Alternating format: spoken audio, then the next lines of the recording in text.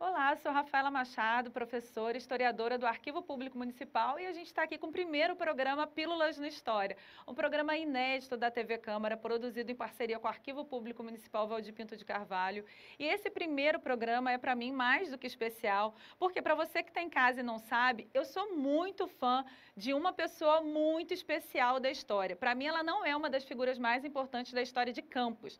Na verdade, ela é ícone da história. Eu estou falando de quem, gente? Eu estou falando dela, Benta Pereira. Olha só, a Benta Pereira ela é tão importante que essa mulher, com mais de 80 anos de idade, aqui na capitania da Paraíba do Sul, ela foi uma das principais lideranças de um levante, o famoso levante de 1748, que determinou a venda da capitania à coroa, a reincorporação da capitania da Paraíba do Sul aos bens da coroa portuguesa e também a expulsão do então donatário Visconde de Aceca.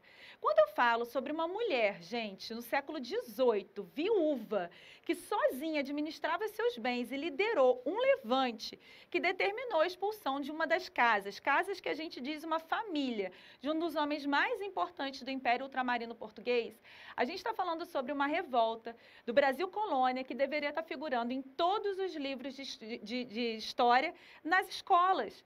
E, na verdade, a gente acaba estudando revolta de Beckman, revolta de Vila Rica, que são também revoltas importantes, mas a gente não estuda o levante de 1748, liderado pelos Manhães Barreto e pela Benta Pereira. Eu gosto sempre de enfatizar o seguinte: a história de Campos ela é rica, ela é muito importante, não só para nós campistas, mas também para todo o Brasil. Nesse caso, o levante de 1748 ele é determinante na história das próprias capitanias hereditárias, porque afinal de contas você tem um levante local liderado por esses moradores, liderado por uma mulher, não só por ela, mas pela sua família principalmente, que vai ter como resultado a venda dessa capitania. É ou não é um levante que deveria estar em todos os livros de história, em todas as escolas? As nossas crianças deveriam estar aprendendo isso aqui em Campos, mas também lá em Santa Catarina, no Rio de Janeiro, porque afinal de contas ele é um levante, ele é um acontecimento, uma revolta que foi importantíssima dentro do contexto do Brasil colonial. Você aí de casa deve estar se perguntando, então, quem foi Benta Pereira, né? Qual foi o papel dela nesse levante de 1748? A história do levante começou por volta de 1730, quando os filhos da Benta Pereira arrematam o famoso Contrato do Gado do Vento. O que era isso? Naquela época, Campos não vivia principalmente do açúcar. Aliás, pouquíssimo do açúcar.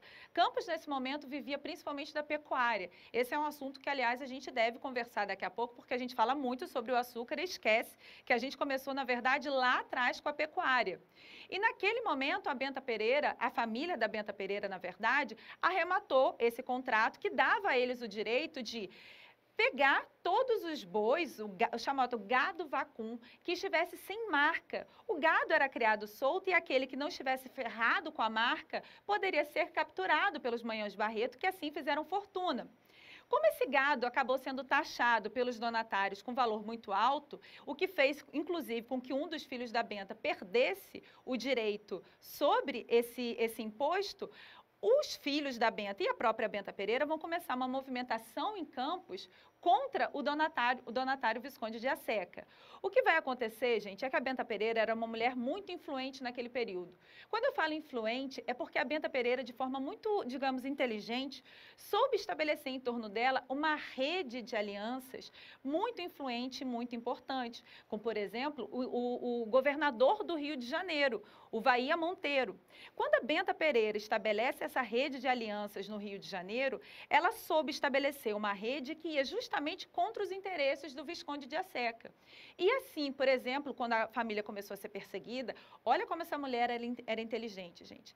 Quando a Benta Pereira começou em determinado momento a ser perseguido, por exemplo, ela fazia reuniões políticas na sua casa. Quando a gente diz que ela foi uma liderança, é nesse sentido.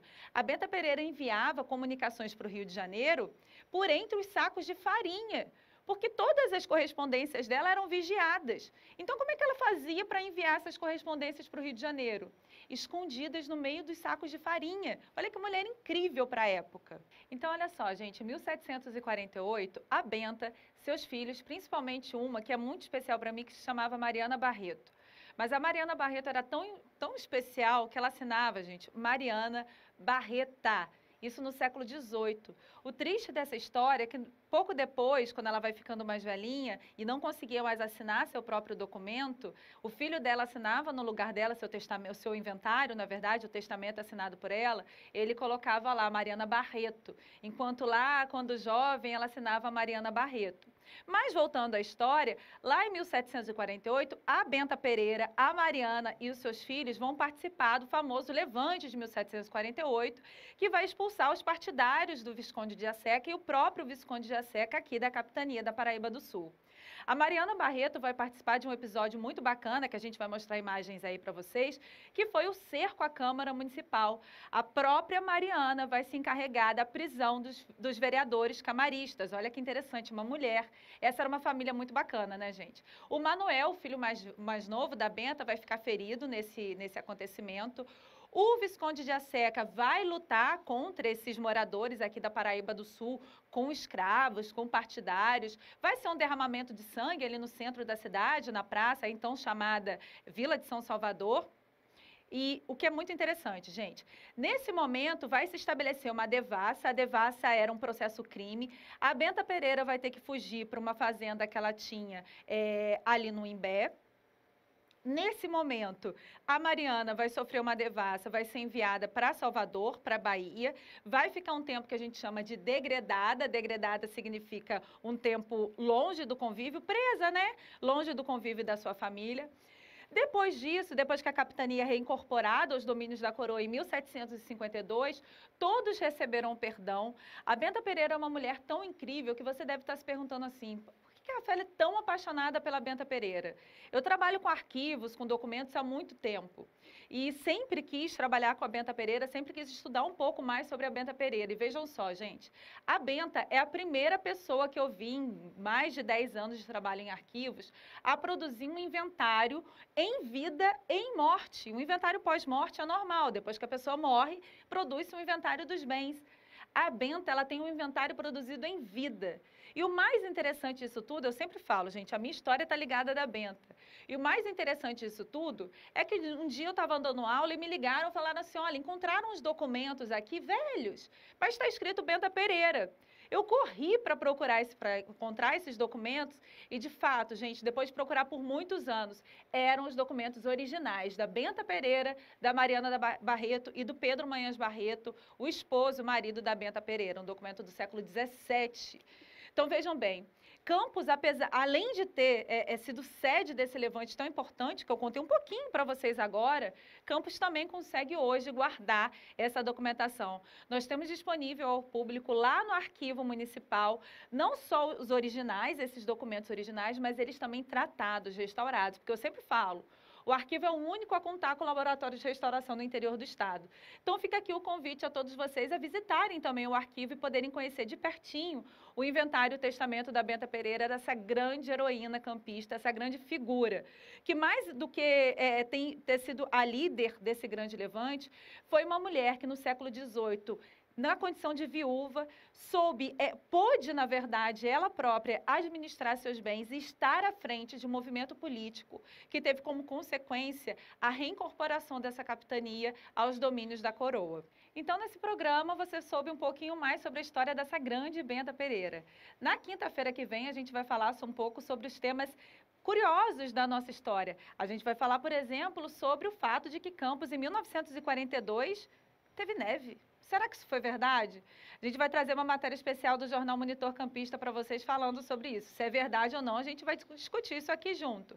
A gente também vai trazer um pouco sobre a questão da iluminação elétrica e sobre as visitas de Dom Pedro II a Campos. Dom Pedro II, que é o meu grande amor da história. Os mais novos, as crianças que gostam de falar sobre crush, Dom Pedro II é meu crush da história, gente.